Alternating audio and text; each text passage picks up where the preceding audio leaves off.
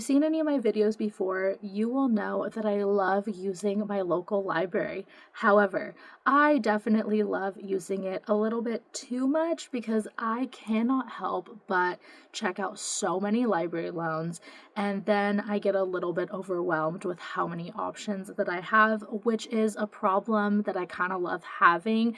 Regardless, though, I need to read some of those library loans and liberate them, if you will, which is why I came up with the idea for Liberate the Library Loan. This is going to be the first installment of that. However, this video originally started out as my August TBR, and I use these gorgeous TBR prompts that my husband drew for me to pick books from my library, and I scoured the shelves and picked out 6 books.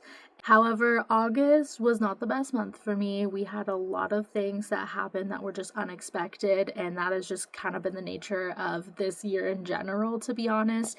So I decided that I would make this my first episode of Liberate the Library Loan. So this is going to be a very unique episode. Honestly, what better way to kick things off? And you'll see this Maddie a little bit later on when I update you on what I've read so far. But let me take you back to when we got to choose what we're reading for the next few months, which I can't even believe. That was definitely not the plan, but regardless, let me take you back. You'll see what we end up getting up to. I also did a few fun activities in August and early September that I want to share with you, and that will be included. So I will send you off, and then I will see you shortly. I hope you enjoy. So I'm in the library parking lot, and I wanted to do a little something different for my TBR this month. I thought it would be so fun to use my TBR cards that I usually use for my TBR game, and instead shuffle through them and then pick books in my library and then read them during this vlog. I'm actually really excited, and if you guys end up loving it, maybe I'll make it into a series and do this every month. I don't know, but I could not be more excited to just spice things up a little bit, especially since I feel like I've been really off my TBR game. So I thought maybe just changing things up, doing something different, fun, and fresh would be a great way to dive back into it. And then I thought it would be even more fun to actually read the books that I'm putting on my TBR. So let's head into the library and see what we have going on for August.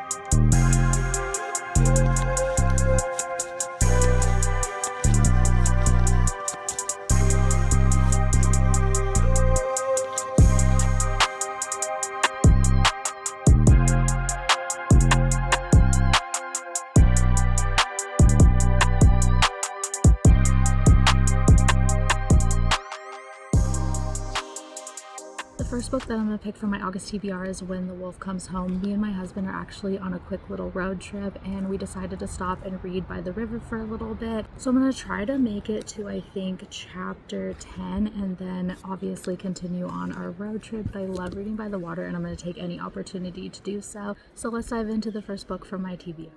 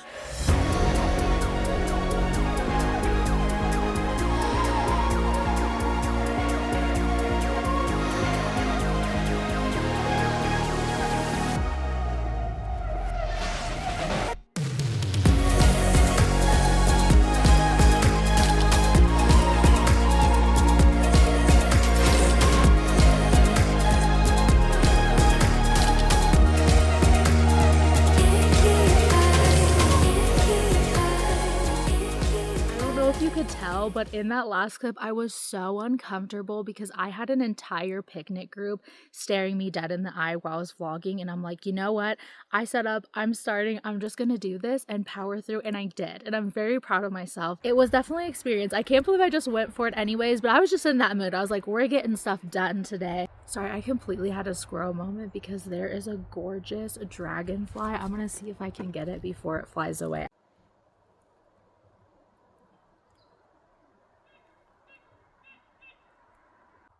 It's literally just hanging out on the tree next to me. It's so gorgeous. I was hoping to get it fly off, but it's just hanging out and chilling with me, which I don't mind either.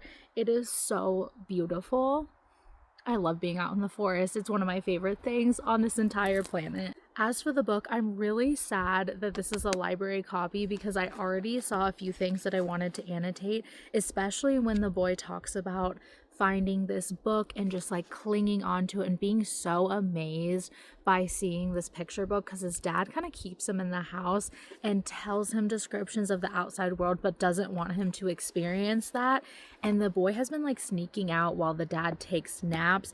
And where the book kicks off is when the boy ends up sneaking out and finding this free little library in front of somebody's yard and takes a picture book that he finds. He hasn't really seen picture books. His dad reads, but the boy sees them as very like plain hardback books, and so he's absolutely amazed after seeing this picture book, and so he ends up stashing it away. The dad somehow finds out and the boy ends up going on the run. Jess, an actress, ends up finding him in the bushes and runs away with him after a brutal attack, and the book is kind of following them trying to escape from this dad, and things start happening. That's my understanding of the book so far, but I'll definitely give you more as as I get further into the book. The writing is already so good.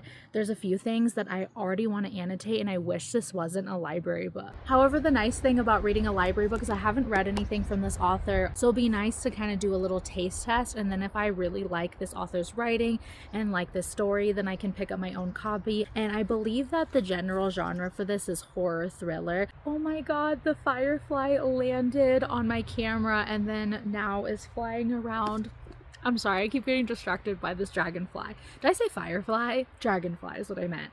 Either way, I am vibing with this author's writing so far, and I've always been curious about their books, and I had a feeling that I would enjoy their books. So I'm truly not surprised, and I have a feeling this is going to be for me, and that their other books might be for me as well. So we'll just start with this one and then see where we go. So I'm going to head back on the road and try to pick this up throughout the day. I don't know how much I'm going to get read. Maybe I'll see if I can get an audiobook for this so I can get a little bit further, but I'm currently finishing up also a book for one of my other videos, so I think I'm gonna finish that one first and then I'll pick this one back up a little later. But for now, I'll just kind of pick it up whenever I have a few spare minutes throughout the day during my travels. So I'm gonna head back on the road and I'll check in later.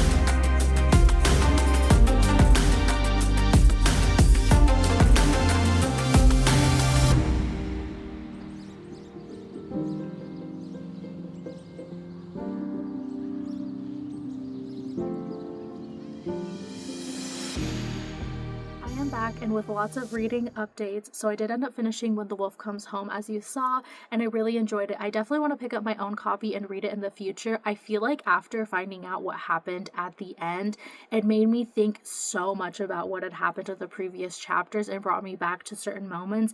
And I think it'd be so fun to do a reread and see some of the moments in the beginning and then see how that led up to how everything ended. It was definitely a little bit of a heavy feeling book. Like there was a lot of really heavy themes and topics that made you think about some really deep messaging, which I really enjoyed, but it definitely was not a light read. However, I had a really good time reading it. And then I ended up finishing Matchmaking for Psychopaths. I really enjoyed this one. First of all, obsessed with the cover. I think that's so cool. It's very like vintage style and I love that. It reminds me of going antiquing. That's kind of the vibe that I'm getting from this. And this is about this woman named Lexi. Her fiance ends up running off with her best friend on her birthday, and she finds out they've been having an affair for a really long time. And then she, for her job, is matchmaking psychopaths, and she ends up running into this client who insists they are meant to be. And then she also has this woman who's also a psychopath she ends up really clicking with, and they become besties. And you kind of just follow her past and what got her into this career, kind of like her upbringing and everything. And then you also see her dealing with this split up with her ex-fiance and his relationship with her best friend. And then you also have these new clients that she's dealing with and this person who is like claiming to be your soulmate. And then also on top of all that, she's getting body parts mailed to her doorstep. So there's just a lot going on here, and I loved every second of it. This was so fun, very fast paced. I binged this so quick. I think I binged this like in a day or two.